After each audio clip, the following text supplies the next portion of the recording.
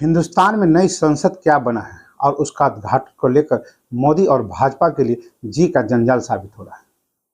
उद्घाटन को लेकर बीजेपी और विपक्ष को लेकर एक बहुत बड़ा टकराव बढ़ गया है।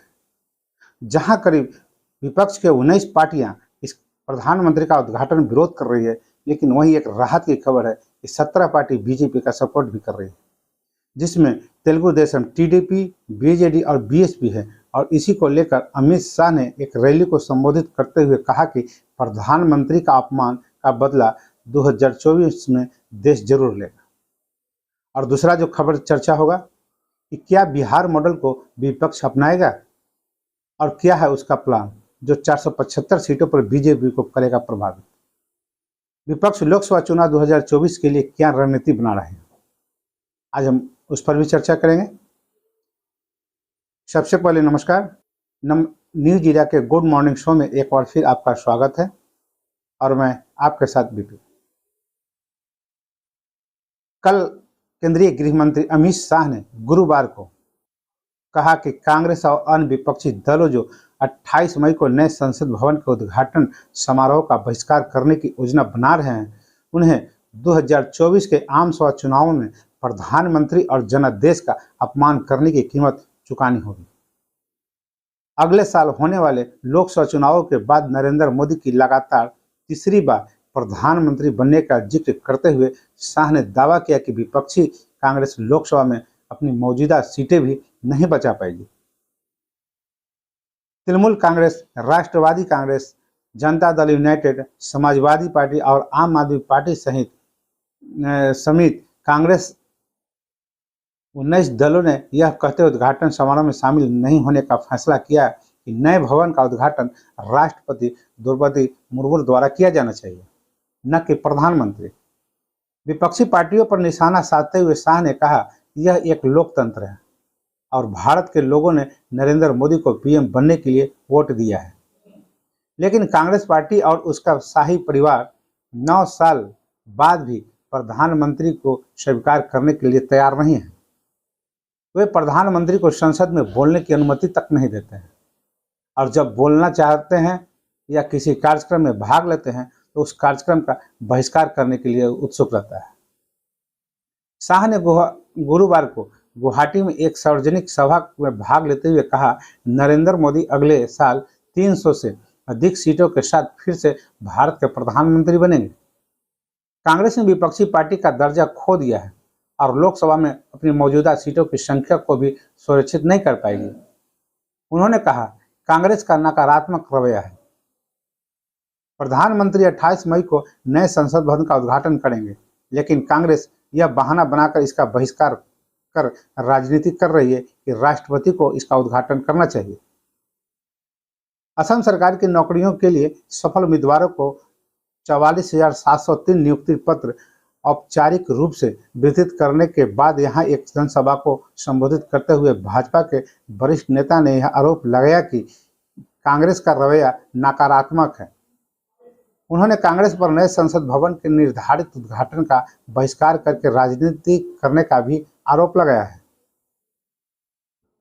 उन्होंने दावा किया कि कांग्रेस और विपक्ष शासित राज्यों में ऐसे उदाहरण सामने आते रहे हैं जहां संबंधित राज्यपालों के बजाय संबंधित मुख्यमंत्रियों और सोनिया गांधी और राहुल गांधी जैसे कांग्रेस नेताओं द्वारा नए विधानसभा भवनों का भी आधारशिला रखी गई।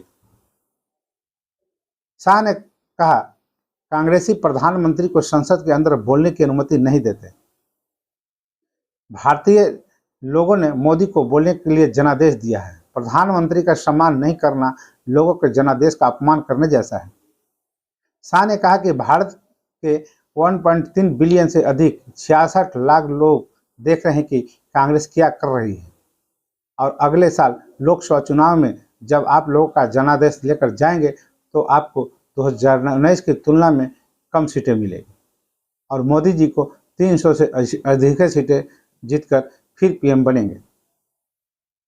उन्होंने कहा, इस नकारात्मक दृष्टिकोण से देश को कभी लाभ नहीं होगा। जब भाजपा विपक्ष में थी, हम आपका और रचनात्मक भूमिका निभाते थे, लेकिन स्पष्ट बहुमत से पीएम बनने के बावजूद आप उनका समर्थन नहीं कर रहे हैं। और यह जनादेश का बड़ा अपमान है। रविवार के कार्यक्रम का बहिष्कार करने वाले अन्य विपक्षी दलों पर कटाक्ष करते हुए शाह ने कहा कि उनका भी 2024 के अगले आम चुनाव में भी कांग्रेस की तरह ही हश्र होगा। अब हम दूसरी खबर पर चर्चा करेंगे। बिहार मॉडल, जहां की 475 सीटों का प्लान है। विपक्ष लोकसभा चुनाव में 2024 के लिए क्या रणनीति बना रहे हैं, आज इस पर भी चर्चा करेंगे। लोकसभा चुनाव में एक साल से भी कम का वक्त बचा है। इस बीच सत्ता पक्ष और विपक्ष दोनों ही प्लान 2024 में जुट गए। एक तरफ भाजपा ने केंद्रीय मंत्रियों तक दो कठिन सीटों पर लगा दिया है, वहीं विपक्ष भी उसके मुकाबले करने के लिए तैयार हो रहा है। इस बीच विपक्ष ने एक सीट पर एक उम्मीदवार का फॉर्मूला तैयार कर लिया है। इसके तहत विपक्ष देश भर की कुल 475 लोकसभा सीटों पर भाजपा के मुकाबले एक साझा उम्मीदवार उतारने की तैयारी में है। लोकसभा की कुल 543 सीटें हैं और 475 पर यह रणनीति अपनाने से साफ है कि करीब 85% सीटें ही इस रणनीति के तहत आ जाएगी। इस फॉर्मूले की अगुवाई बिहार के मुख्यमंत्री नीतीश कुमार और कांग्रेस करते दिख रहे हैं। बीते करीब एक महीने में नीतीश कुमार और कांग्रेस नेतृत्व की दो बार मुलाकात हो चुकी है। जनता दल के राष्ट्रीय प्रवक्ता और मुख्य सलाहकार केसी त्यागी ने इंडियन एक्सप्रेस से बातचीत में इसका खुलासा किया। उन्होंने कहा कि हम इस चुनाव में 1974 का बिहार मॉडल लागू करना चाहते हैं। 1977 में कैसे कांग्रेस के मुकाबले विपक्ष एक हो गया था और फिर 1989 में राजीव गांधी सरकार के खिलाफ बीपी सिंह मॉडल भी एक मिसाल के तौर पर देखा जा सकता है। तभी एक सीट पर एक उम्मीदवार उतारकर ही सफलता मिली थी। इस बार लोकसभा चुनाव में भी ऐसी ही रणनीति की तैयारी है। केसी त्यागी ने कहा कि हम चाहते हैं कि हमारे पार्टनर भाजपा से मजबूती से मुकाबला कर सके, इसलिए जहां भी जो भाजपा के मुकाबले मजबूत है वहां सभी एकजुट होकर उसके खिलाफ उम्मीदवार उतारने की कोशिश करेंगे। यदि हम ऐसा करने में सफल रहे तो भाजपा की सीटें कम हो जाएगी और हमारे नंबरों में इजाफा भी हो जाएगा। इस रणनीति की बात करें तो विपक्ष खास तौर पर बिहार, महाराष्ट्र में मजबूत दिख रहा है। एक तरफ बिहार में जनता दल, आरजेडी और कांग्रेस एकजुट है, तो वहीं महाराष्ट्र में उद्धव की शिवसेना, एनसीपी और कांग्रेस संयुक्त विपक्ष के तौर पर चुनौती पेश कर सकते हैं। अहम बात यह है कि इन दोनों ही राज्यों में से काफ़ी सीटें आती है। एक तरफ बिहार में 40 लोकसभा की सीटें आती है, तो वहीं महाराष्ट्र में 48 सांसदों को भेजता है। यदि इन दो राज्यों में विपक्ष अपनी स्थिति मजबूत करता है तो यूपी की भरपाई हो सकेगी, जहां भाजपा मजबूत है। इस राज्य में कुल 80 सीटें हैं। नई संसद भवन के उद्घाटन कार्यक्रम में जिस तरह से 20 विपक्षी दलों ने बहिष्कार किया है, उसे भी एकता के टेस्ट के तौर पर देखा जा रहा है। बीते 4 सालों में ऐसी विपक्षी एकता कम ही देखने को मिली है।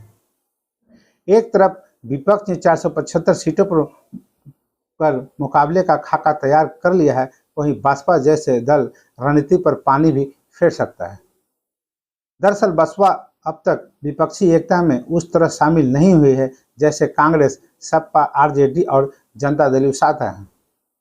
यही नहीं, संसद भवन के आयोजन में भी वह जा रही है और विपक्ष को मायावती ने आईना दिखाते हुए पूछा भी है कि आप लोगों ने राष्ट्रपति चुनाव में द्रौपदी मुर्मू के खिलाफ उम्मीदवार क्यों उतारा था। बसपा के अलावा वाईएसआर, कांग्रेस, टीडीपी, अकाली दल और एआईडीएमके जैसे पार्टियां भी भाजपा के प्रति नरम दिख रही है। तो बस अभी तक के लिए इतना ही। तो हमें आज्ञा दीजिए। नमस्कार।